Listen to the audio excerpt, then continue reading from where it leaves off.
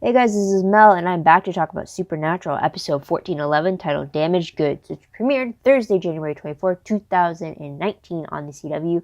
I'm recording on the 25th, so less than 24 hours since the episode is aired. So huge spoiler alert, if you haven't seen the episode already, please go do so first, then come back and see what I have to say about the episode. Otherwise, my video reminders are up on screen, so take a moment to remind yourselves of those. I have tried to not watch any other reaction videos before I recorded this, so I didn't have anything tainting my own views of the episode. So I'll try to do this in 10 minutes. Let's start the clock and let's begin with what happened in this episode. So timeline wise, I think it's maybe the next day after where 1410 had left off, and as you remember, 1409 and 1410 take place either Christmas Eve spanning to Christmas Day, with Michael's attack on Kansas City. But with the urgency of the situation, it seems like either Dean has had a restless sleep, or he just didn't get any sleep at all, and it's just continuing from where the episode ended previously. So that's my guess there. Episode reminder, though, is the fact that this is pretty much Dean's goodbye tour episode, which is so heartbreaking to begin with. But also, it did focus more on Dean, which I thought was a good thing, because as the episode aired on the 24th, it is also Dean's 40th birthday on January 24th, 2019. So I thought it was very fitting that this was still a Dean-centric episode. I kind of wish it was still birthday themed, because we still haven't had an episode to know how the brothers celebrate their birthdays. But I like what we got. So there's that. Episode breakdown, though. So storyline. They all end up connecting with each other, though. But the first one I'll say is Dean's goodbye tour. The second one dealing with Nick's search for Demon Abraxas. Now, with Dean's goodbye tour, he ends up going to see Donna before he makes his way to see Mary at Donna's cabin. So he kind of wants to spend some time with them. Kind of wish Jody was in there too, but we don't get that in this case. But essentially, he makes his way to Donna's cabin so that he can make the Moloch box, which is supposed to be secure and warded to keep anything in once inside, and that includes archangels. And apparently, they're impossible to build. But he got the details to do so from Billy. And apparently, Dean's plan is to get in the box and trap himself there, which I'll go into detail in a moment. But there's that. With the second storyline with Nick, he is on his final stretch to get answers, and they lead him. He captures a demon, which tells him that Mary was the last person who saw Abraxas. So he goes to confront Mary to learn about what happened to the Abraxas. She trapped him inside of a puzzle box. So now Nick wants to get him out so he can ask him about why his family was a target. It turned out he was following orders. Lucifer orchestrated the whole thing to get Nick in such a vulnerable state that he would say yes. Obviously, we knew that was going to happen, so there's that. Last in the episode showed Dean telling Sam about his Moloch box plan, and to either help him out with it or to just let him go, because this is something he needs to do in order to save them all from Michael's wrath. So there's that. Tidbit-wise, though, Jack and Castiel aren't seen in the episode, though they are mentioned. We also see Dean still struggling with containing Michael inside his mental cage. So there's that as well. We do get a brief little update about Jody and the girls, as well as with Doug through Donna. So that was cool there. It's like in the first portion of the episode, if you want to go check back that. But with that said, death tally or end tally, I'm going to say the security guard at the storage unit who was possessed by Abraxas, he was killed in the episode because Nick had killed Abraxas, who was possessing the guy. So one shot, 2 kills. So there's that.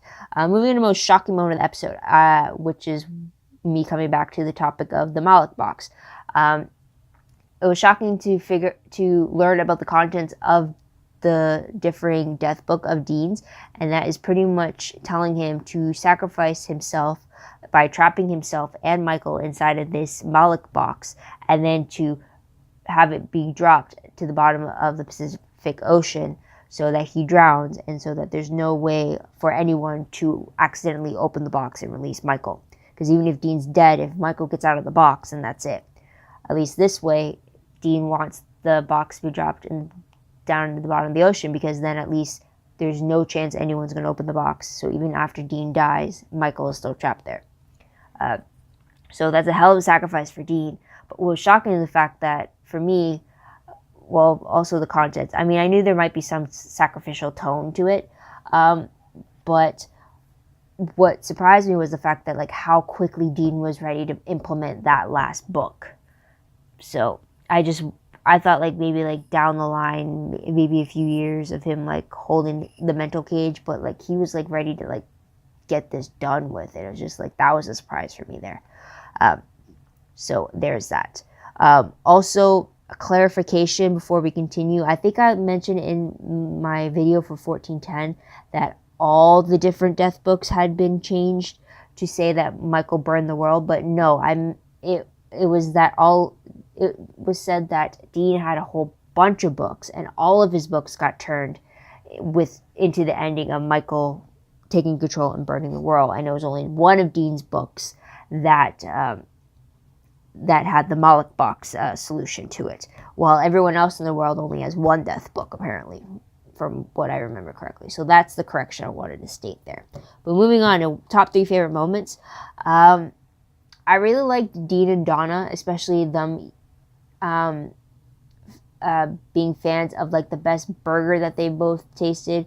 So it's just great to have that moment there. It's just great to see them bonding and getting the pleasantries out of the way, and just to have them interact with each other. That's always fun as well, which leads to my another favorite moment, which is with Dean and Mary. It was great to see the one-on-one time between the two of them. It was great to see Dean rehashing a lot of older memories with Mary, like the Winchester surprise, this greasiest meal that he deemed was the perfect dish from her that he wanted her to recreate for him with a bit of extra cheese.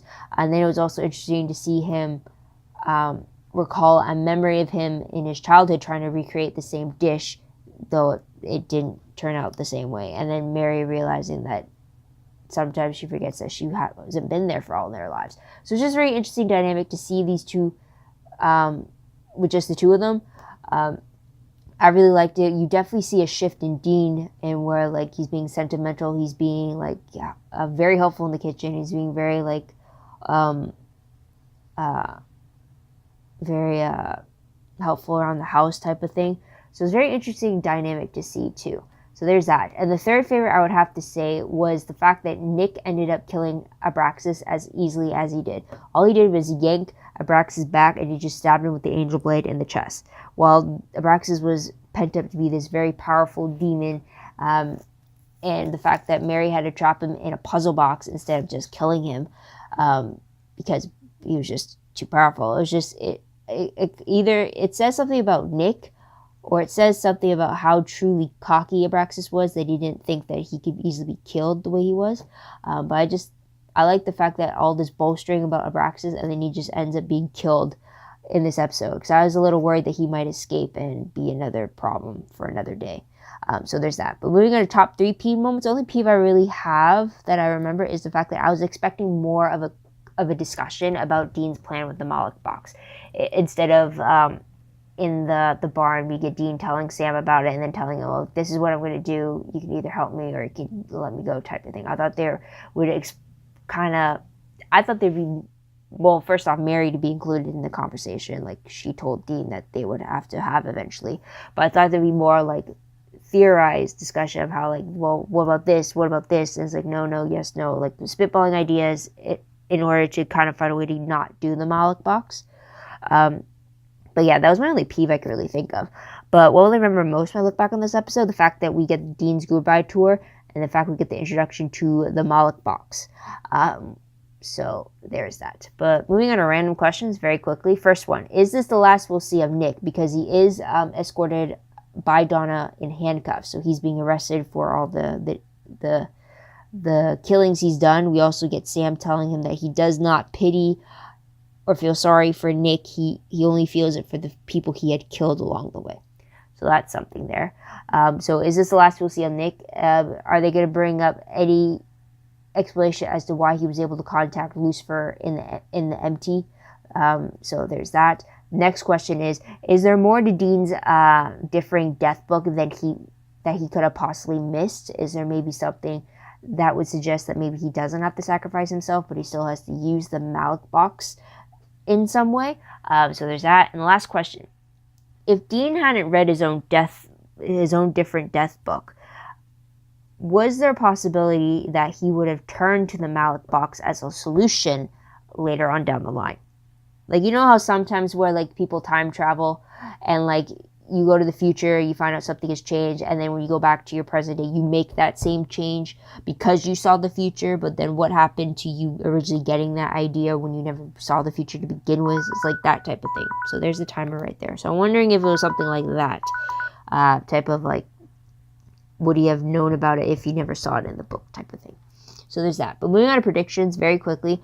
Based off the promo for 1412, it looks like Dean takes his final steps until he's actually in the Malik box. We actually see him inside with freaking out over his dead phone battery. So that has me on edge already, just thinking about it. But the synopsis for the episode reads that Sam and Dean must figure out how to stop the bloodshed when Donatello, who in his current condition is inadvertently scrambling the order of future prophets. Nick comes face to face with his past. Okay, so I guess that answers my question about if we'll see Nick again. But what more are we going to learn about from Nick? I thought finding out about Abraxas and learning that Lucifer was behind his family's murder would be enough. But I don't know. Maybe there's more to it. Like, maybe there's more to him being special and why Lucifer made him his vessel or something. Like, I don't know. But that's pretty much it. It'll be interesting to see how Donatello comes into play, because he's supposedly supposed to be brain dead after what Castiel did to get the ingredients for the to breach Weather Worlds. So there's that. But that's pretty much it. After this episode, we're going to get the 300th episode on February 7th. I'm so excited about that. Also, guys, since it is January 25th, the Entertainment Weekly edition for the Supernatural coverage should be on stands now. I actually got a copy of it today after work, and I gotta say, reading the article had me so hyped for this milestone episode. It has me, I can't wait for those reunions, and I won't spoil it too much, but, like, go read the article and, like, set your timers for that episode and everything. So otherwise, guys, that is pretty much it. What'd you guys like about the episode? What do you guys think is going to happen next? Let me know in the comments down below. Love to hear your own thoughts, theories, and predictions about all that. Also, don't forget to like this video, subscribe to my channel, check out my other videos if you haven't done so already. If you want, check out my Tumblr page. The link for that is down below. I read blog, promos, web clips, quotes, gifs, synopses, news, all that good stuff, all found in one place, so go check that out. Also, WordPress account, link for that is down below. Everything I post online is connected to our WordPress account. Link again down below. And also my live journal entries. The link for the main page is down below. I write jot noted versions of the episode as I write them for the first time. It keeps things in order for me. It includes in-moment thoughts, questions. I include quotes as I listen to them. So if that helps you out, check out the link for that below.